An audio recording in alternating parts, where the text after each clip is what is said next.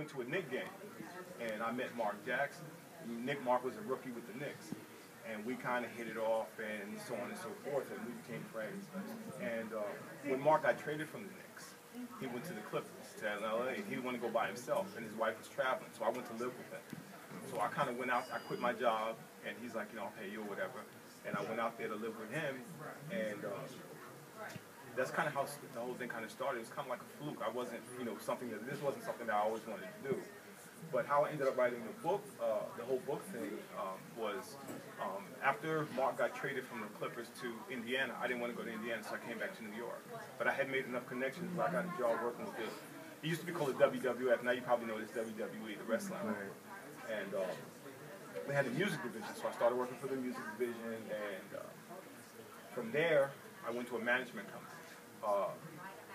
because there wasn't generally enough money for me at WWF. They weren't doing enough black music. It was kind of like just the entrance thing to the wrestling thing. So I ended up working for a guy named Louis Levin, and Louis Levin at the time was managing a guy named Michael Bolton. So I didn't know anything about that kind of music. It was kind of pop music. Right.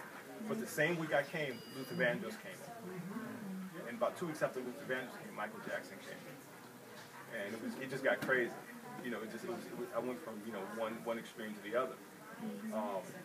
So I was in the music industry for a while in a management capacity. Then I started doing soundtracks, film soundtracks, as a consultant. As an extension of that, because what happened was the record industries didn't really want to deal with hip hop artists.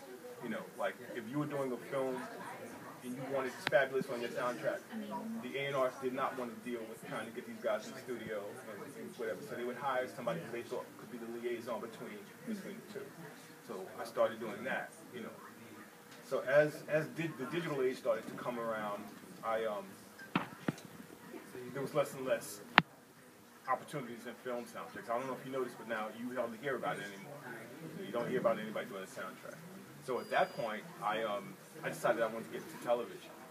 So I had known Patti LaBelle, or I had met her, should I say, through Luther Vandross. So I approached her in 2005, and I asked her could I produce a television show for her. I'd never produced a television show. And I put the deal together. If you kind of Google it, it's an interesting story because Patti actually had a breakdown over the show. It was crazy. So I ended up doing that. And I ended up getting sued because I didn't know what I was doing. The show got aired on UPN. I didn't make any money, and I ended up getting sued because I didn't know that you had to get all of these licenses and everything else. So at that point, I was kind of destitute. I had lost my house. My wife and I had moved into an apartment. I wasn't making any money. And I saw an opportunity. I said, well, let me try to, I didn't want to go back into music. I didn't want to go back into any of the other avenues. I said, let me try this book. Let me try to write. I tried to write a screenplay. I wrote a screenplay. I wrote a movie called More Money, More Family, which never came out. It was a straight to DVD. Master P did it. He paid me some money to do it, to write it, and I wrote it. At that point, I said, let me keep trying to do it. And at that point, I said, let me write a book. And I wrote the book, and what's so crazy is that someone had actually also seen the movie. Master P had showed it to somebody, and they were trying to do it a basketball. They said, we want to do a movie with LeBron James. So I wrote this movie called Switch, and we approached LeBron about it, and he said, no, I don't want to do it. So we went to Dwight Howard. Dwight Howard said, I want to do it, but the NBA said no. And we went to Kevin Durant. And it ultimately ended up getting made. My little brother saw that movie. Yeah, my little brother saw it. He told me about it. That's the movie where he switches time. With the little kid, yeah. And so yeah, that came out last year in August, and that's kind of how the whole thing happened. For you guys that are interested in entertainment, people will tell you that there's a path that you take. There's really not really. It's all kind of just you kind of make it up as you go.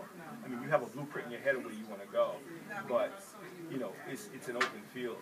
I see like a lot of intelligent, good-looking young people here that can, trust me, people will tell you you can't do it, but you can definitely do it.